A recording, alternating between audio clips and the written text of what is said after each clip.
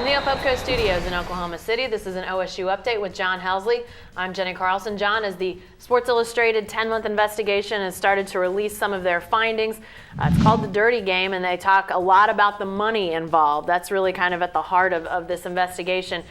A lot of players apparently were talked to in this first story that came out on Tuesday. 7 players said they got money, another 29 were implicated as receiving money. Talk about some of these names that you saw in this story, and what sort of comes to mind as you see some of these guys' names?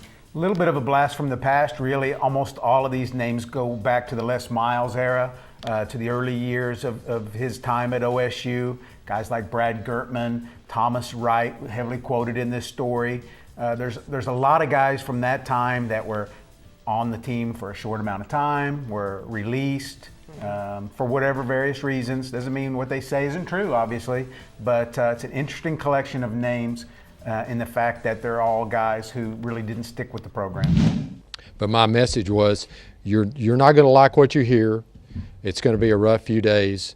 But our hope is that you may not be proud of what's been said about you, but we hope to make you proud about the way we dealt with it and how we stood up, didn't make any excuses.